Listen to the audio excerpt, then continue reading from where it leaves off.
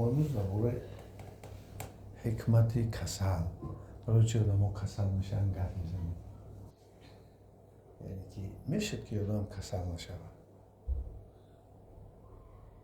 ما میبینیم که کسلی هم مانند یعنی درخت شاخ پنجه کرده است.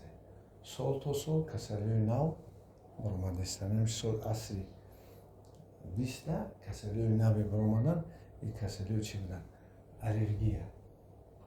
الرژی قدر بسیار نبود پیش.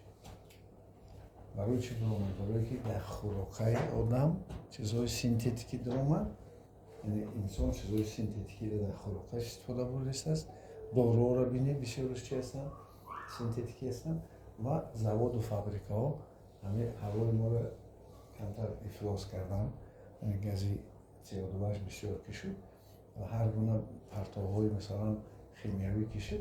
همین سببش ارگانیسم ما بعضی چیزهای صنعی که وارد شدن ارگانیسم ما با اونها جمع میکنه. یعنی ببینیم که 1400 سال اخیر کسری ها از 3000 و 30,000 آمدن. یعنی کسری هم سال تا سال اوج یافته هستند. کسری های نو پیدا شده هستند. این اکنون سببش چی؟ سببش آنه که ما ایروی فلسفی بگیریم اگر ایروی حکمت بگیریم اگر مثلا در عالم دو قوه و هم مبارزه میبرند. قوه نیکی و قوه بدی. قوه بدی میخواه که ویران کنه، قوه نیکی میخواه که آباد کنه. لیکن آبادی به ویرانی نمیشه. پس از این برمی‌داره که بیماری هم یک حکمت خودشان داره. خیلی در فلسفه میگن که معنویات مردم ما همینه که بیماری را از جانب خدا میبینن، قبولش میکنن، خداوند اراده میکنه بیماری را نمیخواه بیماری را برای آدم. ولی آدم چند چیز برای او مثلا پیدا میشه. یکمش این که آدم میفهمه به قدری سلامتی میرسه. اگر آدم بیمار نشود ارگانیسم او خودش از نو نمیکنه که ابنولی نمیکنه.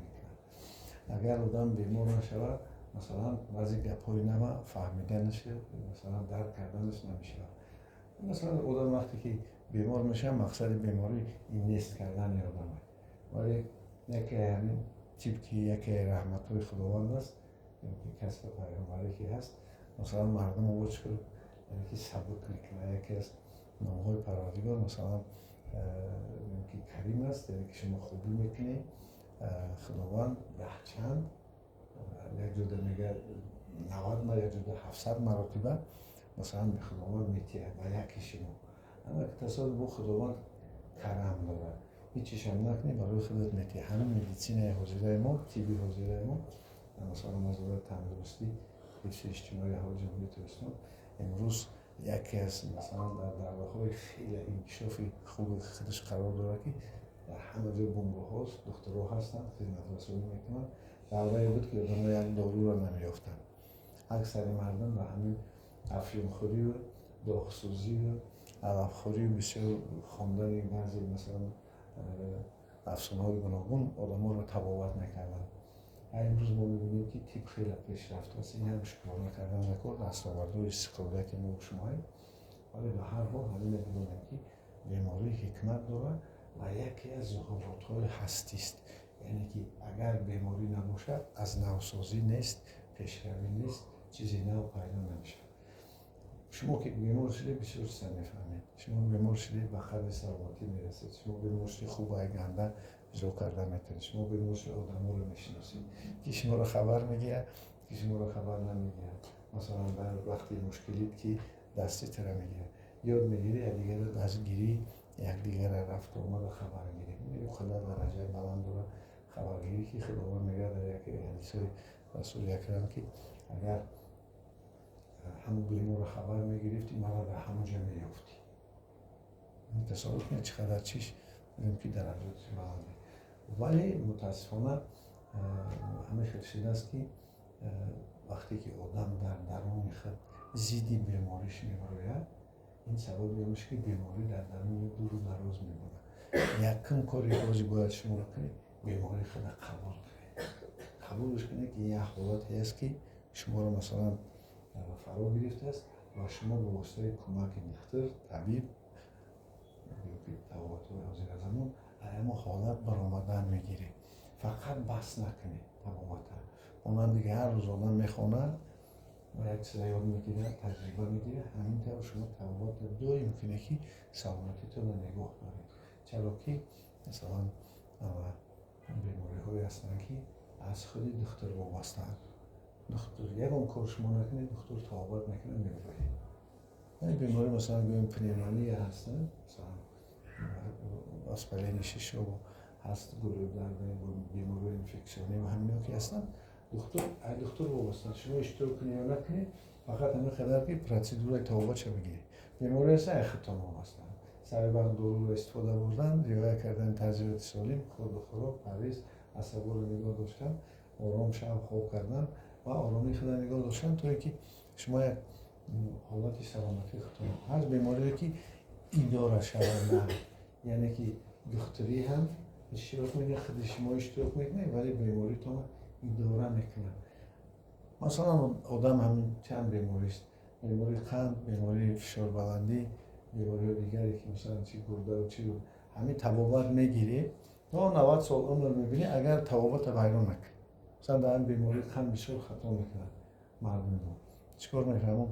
داروخوری را وقتی که پروسیدورهای طبی خلقی رو یگان کار دیگه میگن داروخوری را بس میکنن. ولی بیماری های روحی هستن و داروهاش رگولر نه. در هم داریم مفصل همین مسلسل بخوره داروهاش. لیکن باید که یگان پروسیدور توابت خلقی میگیره داروهاش استعمال نمیکنه. سبب چی میشه؟ سبب این که داروها تاثیر نمیکنن. برای البته شما داروهایی که توصیه دکتر میکنه در بعضی بیماری اداره شونده هستن، الان بیماری ها داریم داروهاتون استعمال تا دکتر اجازت نتیه داروخوری را بس نکنید.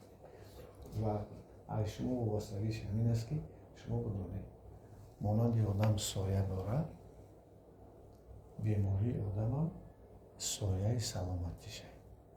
بعضی حالت میبینی سایه دراز میشه، بینید کودکی چقدر آدم ها بیمار میشن. کودکی ده چقدر مثلا کودک تو ایمونیتیتش بقوت میشه که کسل میشه آدم میخیزه بود 13 نمودی کسل هم با واسطه واکسین برطرف میکنه. باقی آدم سن سالش رفت باز بیماریاش چی زیاد شدن مانند که بگاهی سایه آدم مثلا دراز میشه. اما همین حساب شما کوشش کنید که بدانید که بیماری هم هست. آدم باید پای سلامتی خودش باشه چون که سلامتی گنج نایابه و امروز ما همه دوره بهترین برای مردم ما هست که مثلا دارو درمان هست، طبابت هست، امروز سیستم طبی کار میکنه. من در بعضی دولت‌ها رفته بودم، باور کنید با یک دارو زور نه. ما با بعضی دولت‌ها رفتم دیدم که مثلا دکتر برای اینا یک مقام بسیار بلندی گویم که اجتماعی داره، بسیار دکتر را احترام میکنه. حتی در همون جنگ هایی که میشدن دکتر را حتی یعنی که چی نمیکردن که مثل نمیکردن که برای میدونستن که برای دکتر فرقش نیست. کدام عقیده داره چی فکر داره دکترش میکنه وظیفش طبابت مردم. و امروز ما و شما الان فلسفه شکر باید بگویم شکرانه کنیم که در همین دوره که زندگی کردستیم امکان داریم که طبابت کنیم. ما یاد دارم اوکراین یکم 30 سال پیش مردم یک میان درد میشدن اینوشون چک میرفت هفته هاش خواب میرفتن خسته نمیتونست. امروز نبینید یک دیکلافینک پیدا شد آدم ها میان شد چکم را یا اکل میکنن یک لکده میکنن میخیزه کن میرن خوب میکنن. یکی آدم ها رو دید در هر خانه میرفتی یا آدم چی را نمیدید معیومه یکی حسابی پیونداش و حسابی فشارش ما مشکلی داشت. امروز بینید این چیزا نیستن. ما شکرانه میکنیم که در همین دوره زندگی میکنیم. طباباتتون رو بگیرید، دائم رفت آمد و اختراع کنید. شما طبیبی اولیوی دارید و همون سبب شده که شما سلامتی خودتون نگه دارید، بیماری خودتون رو قبول کنید ولی کوشش کنید که اختراع بیرونش کنید. طبابت کنید. سلامت باشید.